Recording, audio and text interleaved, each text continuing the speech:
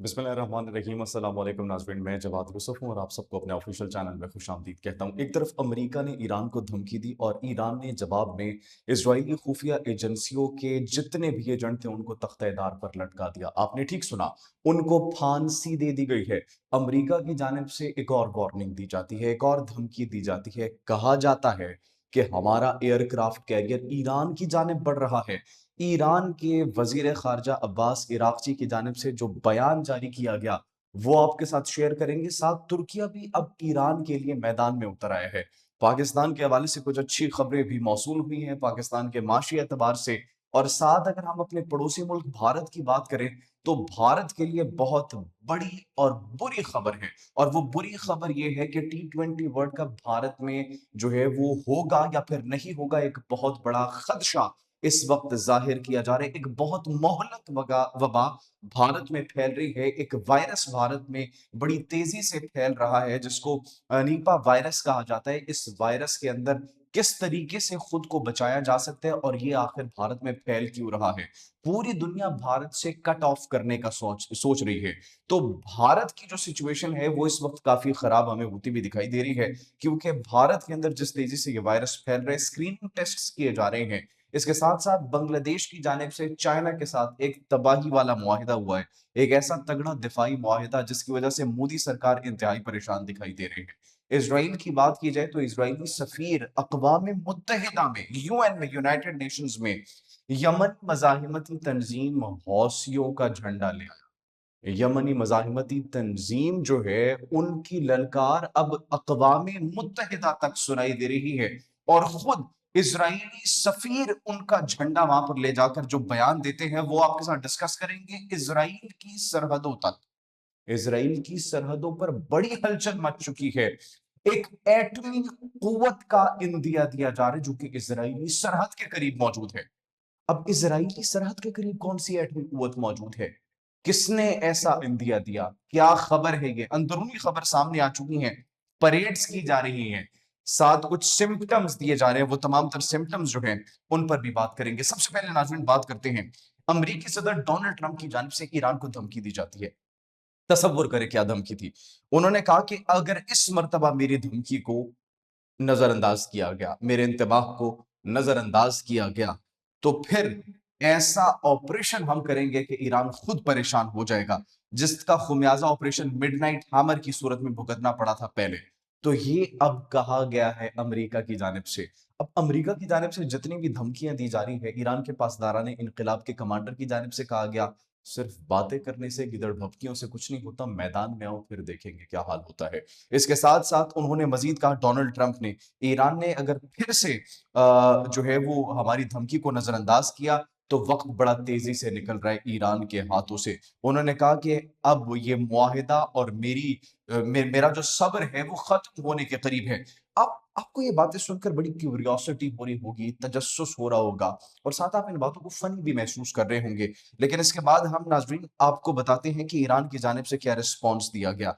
Iran की जानिब से क्या रिस्पॉन्स दिया गया? ईरान ने इज़राइली खुफिया एजेंसी के लिए जासूसी के इल्ज़ाम में शख्स को फांसी पर लटका दिया है। जी हाँ, ईरानी अदलिया की जानिब से ये फैसला सुनाया गया और ईरान ने नो टॉलरेंस की कॉल दे दी है। ईरान ने नो टॉलरेंस की कॉल दी है। साथ तुर्किया भी अब ईरान के साथ खड़ा होने के लिए मुकम्मल तौर पर तैयार हो चुका है। ईरानी वज़ीर ख़ारिजा नाज़रीन अब्बास इराक़ची वो क्या कहते हैं? उन्होंने कहा है कि ईरानी फ़ोर्सेज़ किसी भी जारहियत का मुँह तोड़ जवाब देने के लिए मुकम्मल तौर पर तैयार हैं। हमारी फ़ोर्सेज़ की उँगलियाँ ट्रिगर पर इस वक़्त मौजूद हैं। हम पीछे हटने वाले नहीं हैं, हम डरने वाले नहीं हैं। ये एक मर्तबा आए, उसके बाद या तो हम रहेंगे या तो ये रहेंगे। और उन्होंने फिर ये भी कहा, ऐसा जोहरी मुआहिदा जिसमें जोहरी हथियार ही ना हो और जो ईरान के हकूक को यकीनी बनाए, किसी भी जारहियत का जवाब देने के लिए ईरानी फ़ोर्सेज़ की उँगलियाँ ट्रिगर पर हैं। हमसे जोहरी मुआहिदा करना चाहते हैं और हमारे पास जोहरी हथियार ही नहीं होंगे। How does that make sense? सवाल उठाया गया है। और इसके साथ-साथ कार्रवाई अपनी उन तमाम तर जो खुफिया, जो जासूसी कर रहे थे, उन एजेंसियों के लिए और बगावत जो कर रहे थे, जो गद्दारी कर रहे थे ईरान से, उनको तख्तेदार पर लटकाने का अमल जो है वो शुरू कर दिया गया ईरान की जानिब से। इसका मतलब ईरान ने अपना पैगाम दे दिया है कि जो भी हमारी सरज़मीन के अंदर घुसकर अगर हमारे अमन को खराब करने की कोशिश करेगा, तो हम पीछे हटने वाले नहीं है। सिर्फ ये नहीं नाज़रीन, बल्कि तुर्क वज़ीर ख़ारिजा जो है हाकान फिदान, वो भी मैदान में उतर रहे हैं ईरान के लिए, और वो भी अब अमेरिका को समझा रहे हैं। अमेरिका को ये कह रहे हैं कि ईरान के साथ जोहरी मुज़ाकरात दोबारा शुरू किए जाएँ, लेकिन इस तरीके से मुज़ाकरात ना शुरू हों कि एक जानिब अमेरिका जो है वो तमाम तर इख्तियारात अपने पास रखे, सब कुछ अपने पास रखे, और ईरान को बिल्कुल साइडलाइन कर दिया जाए, बिल्कुल कॉर्नर कर दिया जाए, क्योंकि ये दोनों ममालिक के मफाद में नहीं होगा और ईरान कभी भी इस मुआहिदे को एक्सेप्ट नहीं करेगा। इसके साथ जो हमने आपको बताया नाज़रीन कि इज़राइल की सरहद के करीब एक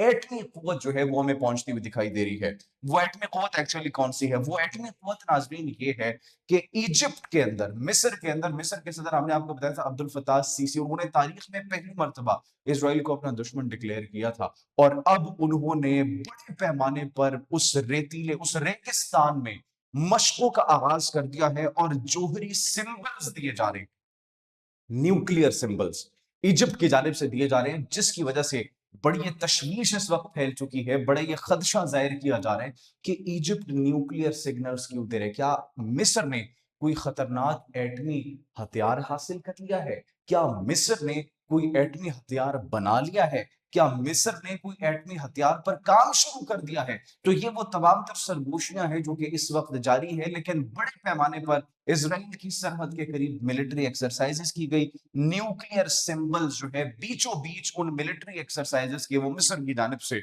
दिखाया गया। तो मिस्र भी इस वक्त एक सेंटर ऑफ अटेंशन बन चुका है मशरिक वस्ता के अंदर। इसके बाद नाज़रीन अगर बात की जाए, मैं आपको बताया कि यमनी मज़ाहिमती तंजीम हौसियों का झंडा अक़वाम मुत्तहिदा तक पहुंच चुका है। अक़वाम मुत्तहिदा तक कैसे पहुंचा? इजरायली सफीर खुद उसको लेकर गया और कहा कि ये देखें इसके ऊपर क्या लिखा हुआ है। इसके ऊपर जो लिखा हुआ है अल्लाह अकबर लिखा हुआ है, इसके ऊपर मर्ग बर इज़राइल, मर्ग बर अमेरिका, और जो है लान-तान लिखी हुई है। तो ये झंडा आप देखें, ये झंडा, अब ये वो इज़राइली सफ़ीर उस झंडे को पूरी दुनिया के सामने जो है अया कर रहे हैं। लेकिन ये एक तरह से मार्केटिंग हो गई। मार्केटिंग कैसे हो गई? जिसको नहीं भी पता था, अब पूरी दुनिया को पता चल गया है कि यमनी मज़ाहिमती तंज़ीम जो है हौसी, उनका एक्चुअली झंडा किस तरीके का है, और उनकी एक तरीके से आवाज़ पूरी दुनिया तक पहुँच चुकी है कि व्हाट्स देयर नैरेटिव। तो ये बड़ी एक जो छोटी सोच है उसका मुज़ाहिरा किया गया, और बड़ा बिलो द बेल्ट ये हरकत करने की कोशिश की गई, लेकिन उसका फ़ायदा उनको कुछ नहीं हुआ। अब ना पड़ोसी मुल्क भारत की बात करते हैं, उसके बाद पाकिस्तान की जो खुशखबरी है उस पर आएँगे, क्योंकि भारत के लिए बड़ी बुरी खबर है। भारत के लिए बुरी खबर नाज़रीन ये है कि भारत के अंदर एक वायरस बड़ा तेज़ी से फैल रहा है, और वो वायरस क्या है? वो निपा वायरस है, एनआईवी वायरस। ये इंतहाई खतरनाक वायरस है, और नाज़रीन हम आपको बताते चले कि इसके अंदर मौत के चांसेस जो अक़वाम मुत्तहिदा और दीगर की रिपोर्ट्स आई हैं, उसकी 40 टू 70%, 70% से भी ज़्यादा हो सकती हैं। तो 40 टू 75% एक्चुअली फैटेलिटी रेट है इसके अंदर। ये चमगादड़ों से, बैट्स से फैलता है। इसके अंदर आपको सर दर्द होगा, मसल पेन होगा, फीवर होगा, और सांस लेने में भी आपको मसला आएगा, और इससे फिर आपको अटैक भी हो सकते हैं और आप अपनी जान से हाथ धो बैठते हैं। इसके साथ इसका कोई ये वो मर्ज़ है जिसका कोई अभी तक इलाज वो पॉसिबल नहीं हो सका, ये अभी तक लाइलाज है, कोई एंटीवायरस इसका नहीं है, कोई अभी तक इसकी मेडिसिन, कोई इसका क्योर नहीं बना पाया, और ये केसेस तेज़ी से फैलते जा रहे हैं भारत के अंदर, जिसकी वजह से भारत के अंदर जो वर्ल्ड कप होगा, उसके ऊपर भी तशवीश पाई जा रही है कि पूरी दुनिया के जब ममालिक वहाँ पर आएँगे, क्रिकेटर्स आएँगे, तो फिर उनके अंदर भी एक खदशा होगा कि हम वहाँ पर क्यों खेलें? पाकिस्तान ने इसलिए अपने मैचेज़ जो है वो कोलंबो में, श्रीलंका में रख लिए हैं। तो नाज़रीन अब भारत के लिए बुरी खबर ये है कि पूरी दुनिया के अंदर एयरपोर्ट्स पर स्क्रीनिंग बोर्ड्स और टेस्ट्स लगाए जा रहे हैं कि जो भी भारत से आएगा, उसकी स्क्रीनिंग होगी, उसका टेस्ट होगा, उसके बाद उसको जो है इजाज़त दी जाएगी। बांग्लादेश के हवाले से जो अच्छी खबर हमने आपको बताया था, बांग्लादेश और चाइना का एक दिफाई मुआहिदा हुआ है, और वो दिफाई मुआहिदा ये हुआ है कि ड्रोन्स अब मकामी तौर पर बांग्लादेश के अंदर तैयार होंगे। जैसे तुर्किया ने इन्वेस्टमेंट की थी, अब बांग्लादेश के अंदर चाइना भी इन्वेस्टमेंट कर रहा है, जो कि भारत के लिए एक बुरी खबर है। भारत के पड़ोसी में, पड़ोसी मुल्क, पड़ोस में बांग्लादेश, जिनके अंदर उनकी इन्वेस्टमेंट थी, वो तो डूब चुकी है। लेकिन अब उस मुल्क के अंदर चाइना इन्वेस्ट कर रहा है, अब उस मुल्क के अंदर तुर्किया इन्वेस्ट कर रहा है, अब उस मुल्क के अंदर पाकिस्तान इन्वेस्ट कर रहा है। तो वो एक सेंटर बन गए, एक हब बन चुका है भारत के करीब ही।